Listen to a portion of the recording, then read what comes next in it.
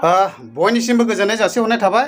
दिनै आङो दंफैयो चिरां डिस्ट्रिक्ट खयलामयलानि सेनियर सेकेन्डारि स्कुलावहाय। दा बेयाव बेबायदिनो दिनैनि दिनाव टिचार्स डे प्रग्रामखौ गाजा गोमजायैहाय फालिनाय जादों। ओमफ्राय बेजों लोगोसे बेयावनो आंबो दसे सम नुजाफैदों। ओमफ्राय बेजों लोगोसे बिथांमोना आंखौबो बरायनायजों लोगोसे गांसे आर'नाइजों आजावनानै लादों। ओमफ्राय गोजोननाय जासिहरबाय आंनिफ्रायबो सेनियर सेकेन्डारि स्कुलनिसिम। ओमफ्राय बेजों लोगोसे बेयाव दिनै दुलाराय बर' फरायसा आफादनिफ्राय माखासे सोलोंथाइ बिफाननि आलासिफोर दंफैयो। दा बिसोरजों आङो एसे सम कन्टेन्ट लालायनाय जागोन। जायफ्रा भिडिअखौ नायनो इन्टारेस्टेड मोनो बिथांमोना भिडिअखौ नायलांनो हागोन। ओमफ्राय बेजों लोगोसे बेयावनि माखासे भिडिअ फुटेजफोरखौ आङो नोंथांमोननि गेजेराव लानानै फैगासिनो दं। बेनिखायनो नायलांनो हागोन। माखासे बेबायदिनो डान्स पारफरमेन्सबो खालामनाय जादों। ओमफ्राय बेजों लोगोसे जानाय लोंनाय बेफोरबायदि हाबाफारिफोरखौबो लानाय जादों आरो। दा नोंथांमोना फार्स्ट टु लास्ट भिडिअखौहाय जायफ्रा नायनो इन्टारेस्टेड मोनो नोंथांमोना नायलांनो हागोन आरोखि। दिनैनि सेनियर सेकेन्डारि स्कुलनि टिचार्स डे प्रग्रामाव दुलाराय बर' फरायसा आफादनि सेन्ट्रेलनि लोगो नेहाथारि सारा बेयाव नुजानानै दंफैयो। दा सारनिसिम आं बेखौनो बुंगोन, दानि फरायफुबाय थानाय माखासे लाइमोन फरायसुला फरायसुलिफोरनि सायावहाय फरायनायनि बागै फंनैसो मेसेज हरनो थाखाय सारखौ आं गुरै खावलायनाय थाबाय। खुलुमबाय। दिनै 5 सेप्तेम्बर 2023 मायथाइ। दिनै जाहैबाय गोथार फोरोंगिरि सान। आरो बे गोथार फोरोंगिरि सानाव आं गासै फोरोंगुरु बिथांमोननिसिम गाहाम हामलायनायखौ जासिहरबाय। आरो दिनै फोरोंगिरि साननि गेजेरजोंनो आङो बर' हारिनि सासे फिसा हिसाबै आरो दुलाराय बर' फरायसा आफादनि सासे सोद्रोमा महरै आं गासै फोरोंगिरि बिथांमोना गोग्गो सोलोंथाइनि थाखाय गोग्गो सोलोंथाइ होनानै जोंनि फरायसाफोरखौ इयुनाव साफा साफा राफोद नोगोरारि खालामनो थाखाय बिथांमोना जे सान हर बिथांमोना मेंग्रुंजासे बिथांमोना खामानि मावबाय थादों, मोनसे रुल लादों। आं बिनि थाखाय बिथांमोनखौ साबायखर बावहरबाय। आरो आं बे समाव जोंनि फरायसाफोरखौ फोरोंगिरि सानाव आं फरायसाफोरखौ मोनसे बाथ्राखौसो आं खावलायनो नागिरदों।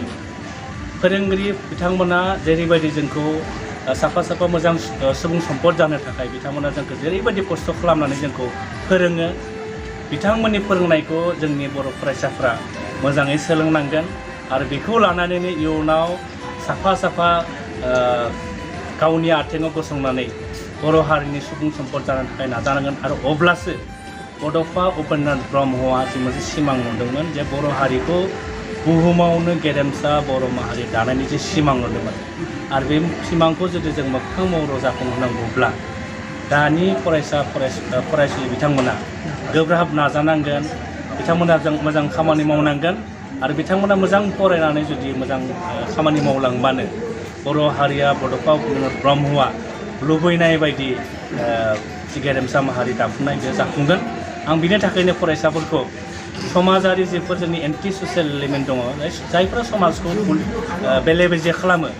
जों नुदों दुलाराय बर' फरायसा आफादा जों 2019 मायथाइयावनो जों बड'फा उपेन्द्रनाथ ब्रह्मनि आद्रा सिमांखौ जाफुंनो थाखाय जों मोनसे मिशन फोसावदों, जों मावथांखि फोसावदों। बे मावथांखियानो जाहैबाय बड'फा गोजोरथि आरो सोलायनाय मावथांखि, जायखौ इंराजियाव बड'फा मिशन फर सास्टेनेबल चेन्ज होननानै बुंदों। आरो बेनि गेजेरजोंनो जोङो जोंनि गामि गुफायाव थानाय जोंनि जायफोर रायजो जानाय रायजो राजाफोर दङ आरो बिथांमोनखौ लानानै जों सांग्रांथि होदों। आबादारिनि बिथिङाव खामानि मावनांगोन। फरायसाफोरा मोजां फरायनानै बर'नि साफा साफा गुन गोनां फरायसा जानांगोन। आरो जोंनि फोरोंगिरिफ्रा मोजाङै फोरोंलांनांगोन। गासै बिथिंखौ लानानै दुलाराय बर' फरायसाफोरा मावदों। बे समाव आङो फरायसाफोरखौ फरायनायजों लोगोसे गावखौ साफा साफा मोजां सुबुं सम्पद दाफुंनायनि गेजेरजों बर' हारियाव आथिखालाव जों नुदों माखासे जोंनि बर' लाइमोनफोरा फरायनायखौ गारनानै ड्राग जौ जुवा उन्दै बैसोआव हाबा जानाय, खोमसि फोथायनाय बेफोरबायदि खामानिजों बिथांमोना लोब्बा जानानै दङ। दा बेफोरबायदिखौ जुदि गैया खालामनांगौब्ला आथिखालनि जोंनि फरायसाफोरानो गुन गोनां सोलोंथाइ लानानै बे खामानिफोराव बिथांमोना हेफाजाब होनांगोन।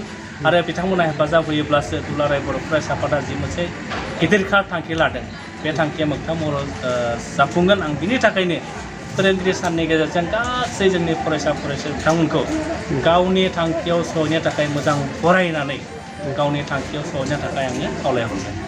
गोजोननाय थाबाय सारनिसिम बेखिनिखौ मेसेज हरनायनि थाखाय। Thank you. जोङो बे समाव जोङो केकखौ जों हानाय जासिगोन। आरो बे कमिटिनि लाइनखौ खुंखांनायनि उनाव आं बयखौबो आखाइ खबनो थाखाय गुरै खावलायबाय आरो टिचार्स डेनि हेपि बार्थडेनि दिनखौनो आं होनो थाखाय गुरै खावलायबाय